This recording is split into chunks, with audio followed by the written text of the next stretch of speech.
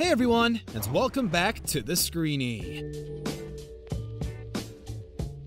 The time is nigh. Next month marks the beginning of the end for Game of Thrones fans, with Season 8 of the show hitting our screens. We're all trying to get used to the idea of living a life without Jon Snow and the Starks, but it's difficult. Fans have been speculating for years over what the final season could hold for our favorite characters. So it would be rude not to go over some theories, wouldn't it? Join us as we take a look at 10 Game of Thrones theories so crazy they might be true. But before we begin, do us a favor by clicking that like button and subscribe to the channel so you don't miss a video on your favorite TV shows. Number 10. Jon Snow will kill Daenerys. It's difficult to even say, isn't it? These two have been the most popular characters ever since the show started. We just want them to succeed. Season 7 ended with the pair knocking boots, unaware that they're actually brother and sister. Awkward. So this is a little complicated, but the theory could have merit. Fans have been speculating that Jon Snow is the prince who was promised. According to the legend, this would make him a reincarnation of hero Azor Ahai, who had a magical sword that only worked after he stabbed his lover through the heart with it. If Jon Snow and Daenerys really are in love, despite the whole being related thing, it certainly breaks some hearts, and Game of Thrones is good at that. It's not so far-fetched that it couldn't be true, is it? Number 9. Cersei's debt repaid.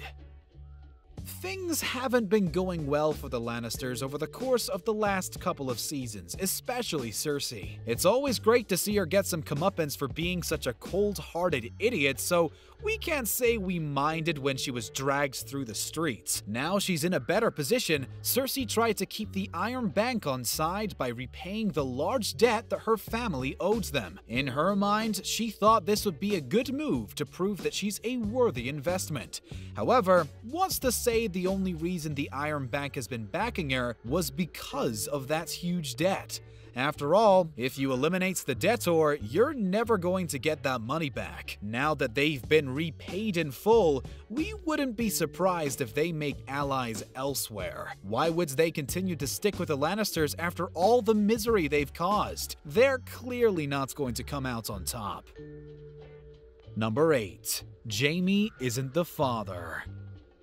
Remember when Cersei told Jaime that she's pregnant with her 4th child? Well, of course, there are a few theories about that pregnancy flying around too.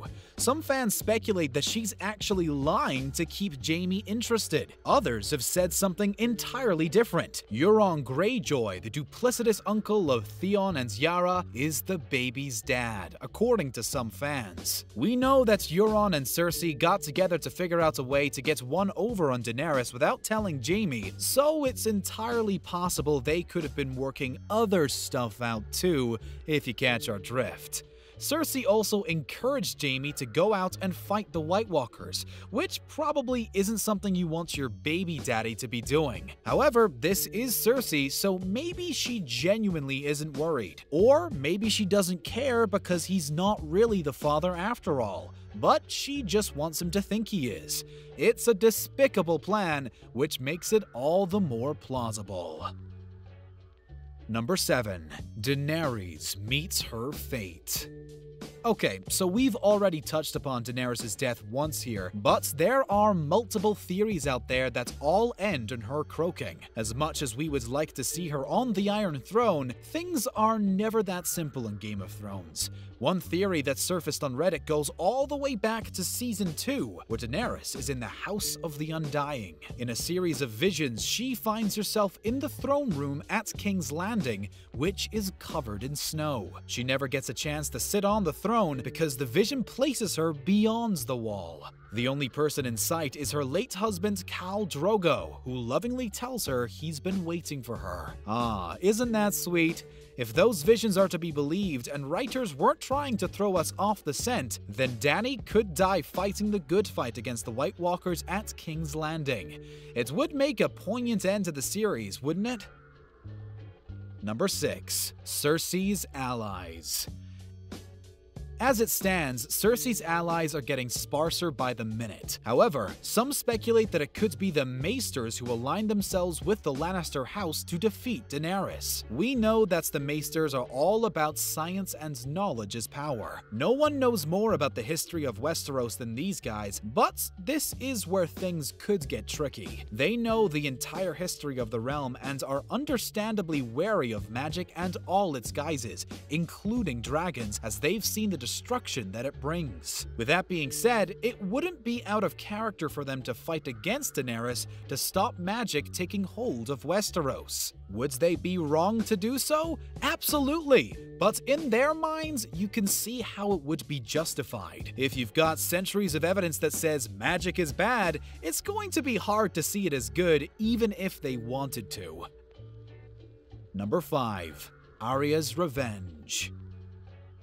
Arya's character development has been one of the best parts of the show. We saw her turn from a young lady to a badass assassin that wears many faces. That's incredible. You seriously don't want to cross her. When it comes to her list of victims, Cersei is right at the top, ripe for the picking. Many believe that Jaime will be the one to do away with his sister/lover, and it would make for poetic justice, but it's simply too obvious. If we've learned anything from the last 7 seasons, it's to expect the unexpected. With that being said, what if Arya killed Cersei but wearing Jaime's face?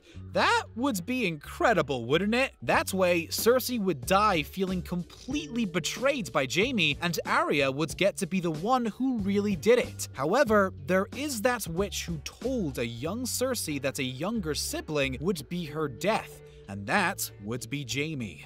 The jury's out on this one. Number 4. Viserion's Awakening.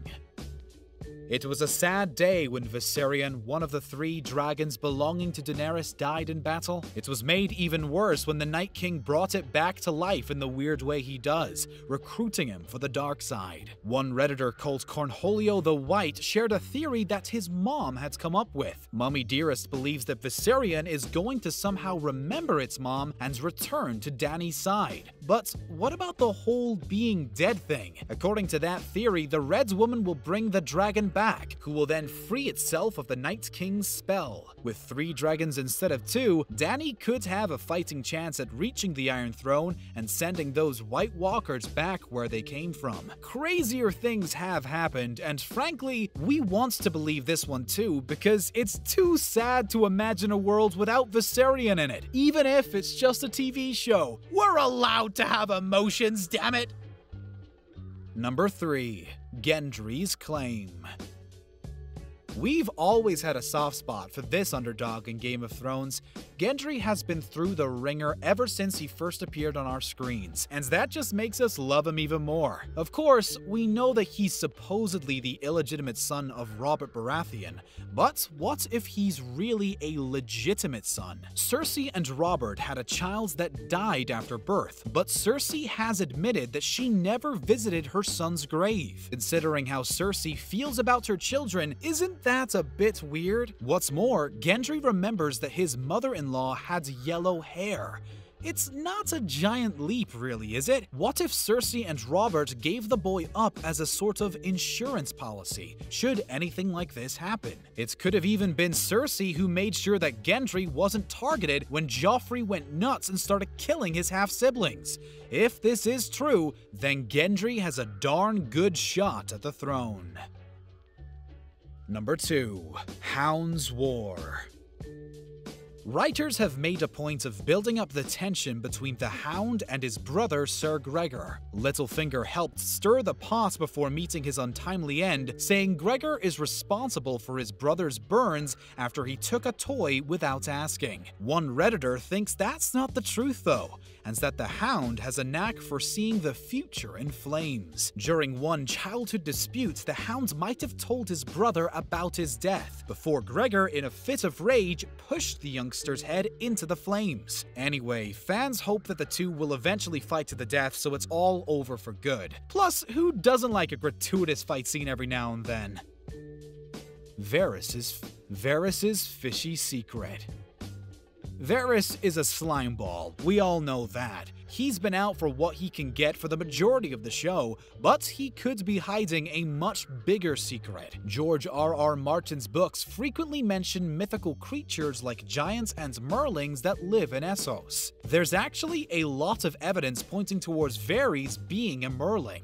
For a start, he always wears long robes that hides the lower part of his body. Are there some scales under there, V-Man? What's the deal? When Tyrion threatens to have Varys thrown off the ship in the books, Varys isn't worried at all and says, "You might be disappointed by the result." Huge hint there. Will it have any big impact on who gets to sit on the Iron Throne? It's doubtful, but it would make for a nice scene or two.